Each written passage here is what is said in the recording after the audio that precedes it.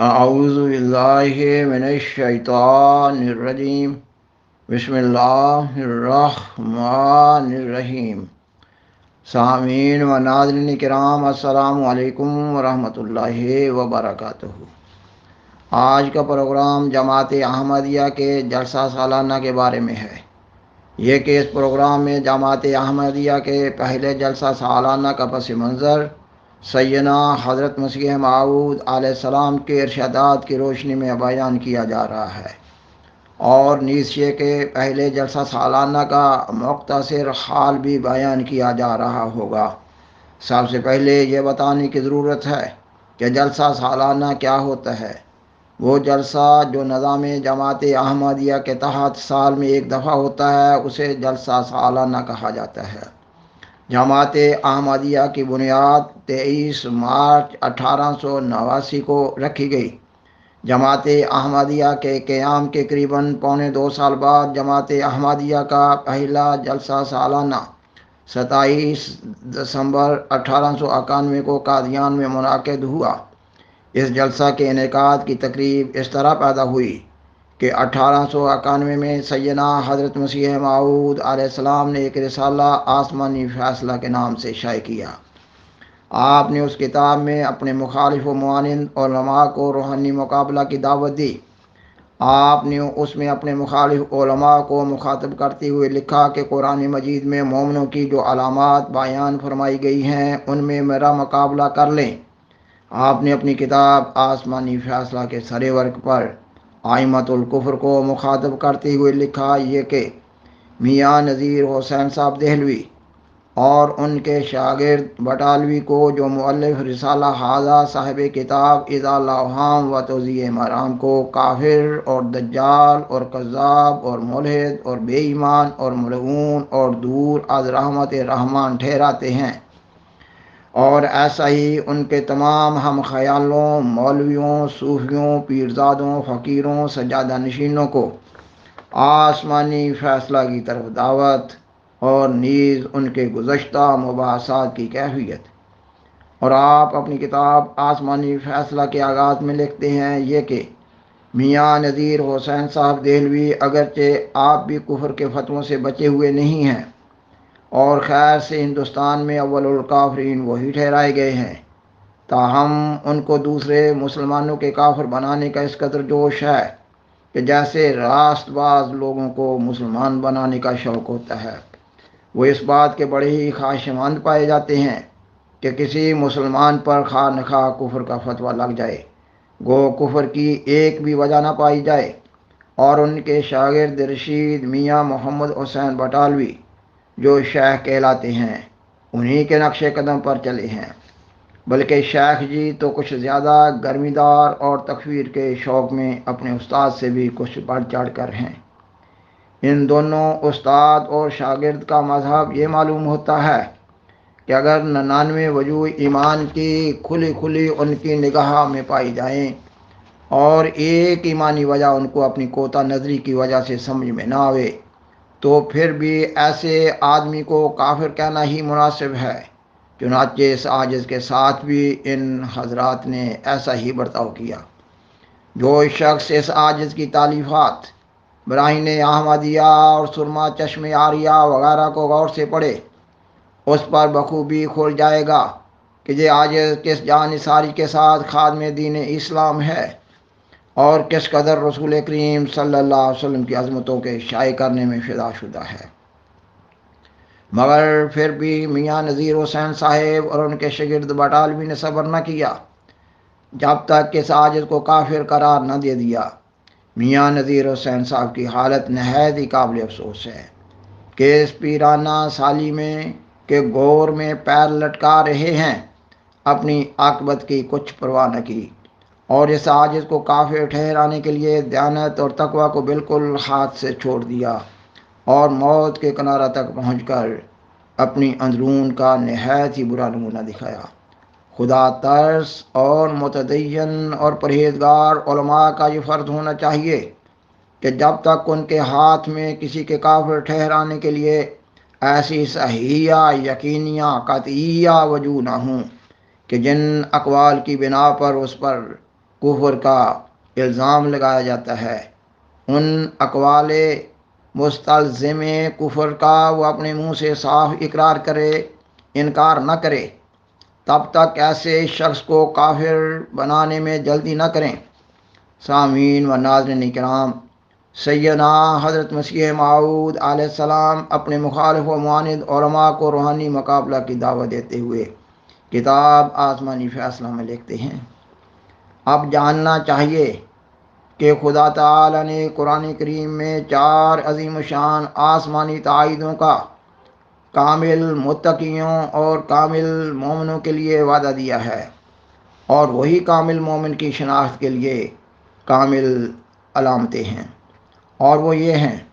اول یہ کہ مومن کامل کو خدا تعالی سے اکثر بشارتیں ملتی ہیں، یعنی پیش از وقوع خوشخبریاں جو اس کی مرادات یا اس کے دوستوں کے مطلوبات ہیں ان کو بتلائی جاتی ہیں۔ دوم یہ کہ مومن کامل پر ایسے امور غیبیہ کھولتے ہیں جو نہ صرف اس کی ذات یا اس کے واسطے داروں سے متعلق ہوں،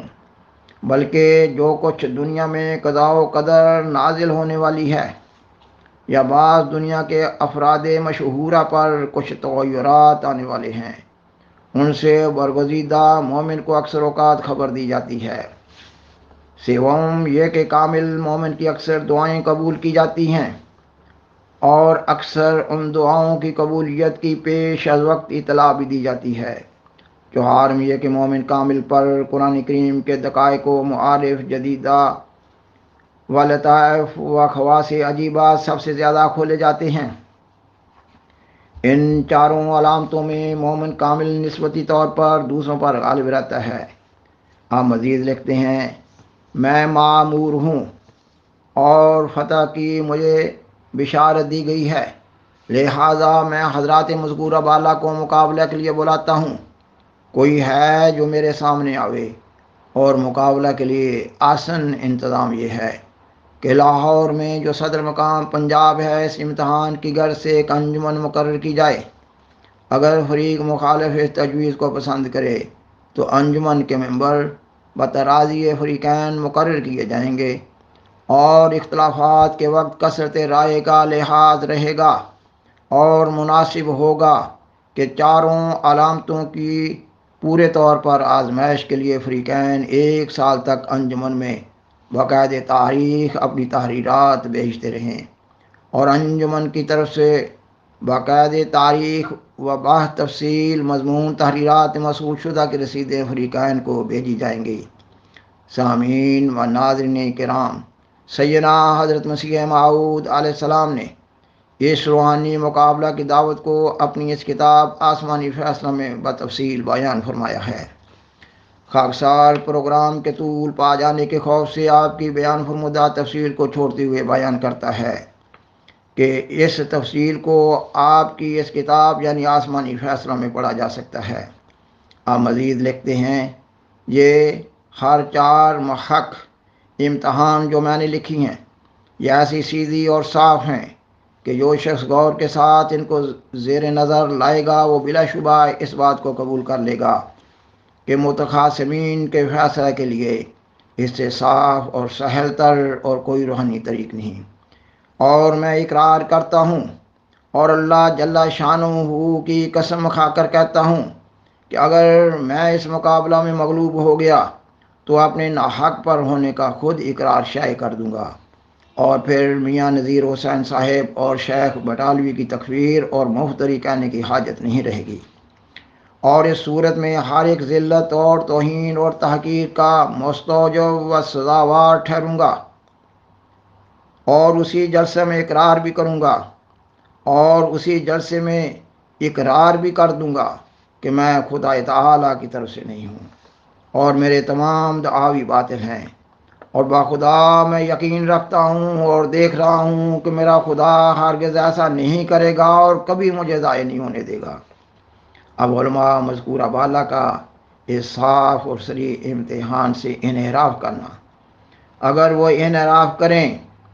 نہ صرف بے انصافی ہوگی بلکہ میرے خیال میں وہ اس وقت چپ رہنے سے یا صرف مغشوش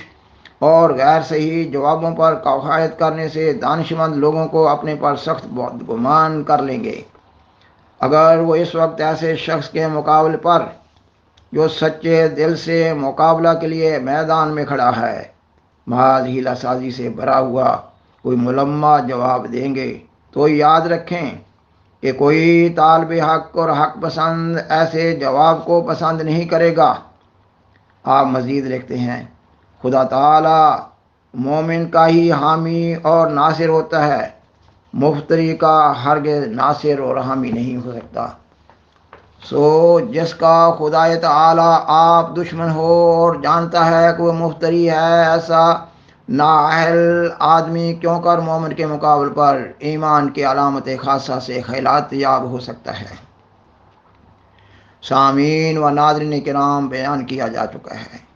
کہ سیدنا حضرت مسیح موعود علیہ السلام نے روحانی مقابلہ کو فیصلہ کی حیثیت دینے کے لیے تجویز فرمایا کہ لاہور میں ایک انجمن قائم کر دی جائے اور اس انجمن کے ممبر فریقین کی مرضی سے مقرر کر لیے جائیں۔ آپ نے اس انجمن کی تشکیل کے لیے مزید مشورہ کی غرض سے احباب جماعت کو 27 دسمبر 1891 کو قادیان میں آنے کے لیے ارشاد فرمایا۔ لہٰذا اس جلسہ میں شمولیت کے لیے 75 احمدی احباب قادیان آئے اور 27 دسمبر 1891 کو نماز ظہر کے بعد قادیان کی مسجد اقصی میں جلسہ شروع ہوا۔ حضرت مولوی عبدالکریم صاحب سیالکوٹی نے سیدنا حضرت مسیح موعود علیہ السلام کی کتاب آسمانی فیصلہ پڑھ کر سنائی اور بالآخر بالاتفاق یہ طے پایا کہ سر دست اس کتاب کو شائع کر دیا جائے اور مخالفین کی رائے معلوم ہونے کے بعد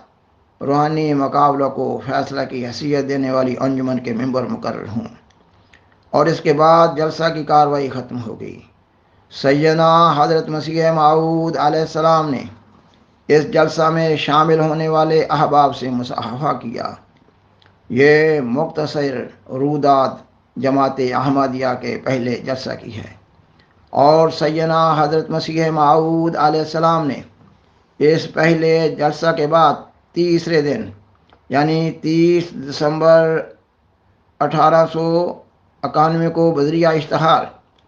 اپنی جماعت کو تحریک فرمائی یہ کہ قرین مصلحت معلوم ہوتا ہے کہ سال میں 3 روز ایسے جلسہ کے لیے مقرر کیے جائیں جس میں تمام مخلصین اگر خدا تعالیٰ چاہے بشرط صحت و فرصت و عدم موانع قویہ تاریخ مقررہ پر حاضر ہو سکیں۔ میرے خیال میں بہتر ہے کہ وہ تاریخ 27 دسمبر سے 29 دسمبر تک قرار پائے، یعنی آج کے دن کے بعد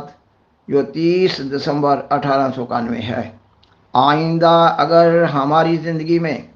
27 دسمبر کی تاریخ آ جاوے تو حتی الوسع تمام دوستوں کو محض للہ ربانی باتوں کے سننے کے لیے اور دعا میں شریک ہونے کے لیے اس تاریخ پر آ جانا چاہیے، اور اس جلسہ میں ایسے حقائق اور معارف کے سنانے کا شغل رہے گا جو ایمان اور یقین اور معرفت کو ترقی دینے کے لیے ضروری ہیں۔ سامعین و ناظرین کرام، بالآخر درخواست ہے کہ برائے مہربانی اس پروگرام کو دوسروں سے شیئر کریں اور عذرائے کرم اس چینل کو سبسکرائب کریں۔ جزاکم اللہ تعالی احسن الجزا، وآخر دعوانا ان الحمدللہ رب العالمین، والسلام علیکم ورحمۃ اللہ وبرکاتہ۔ شکریہ۔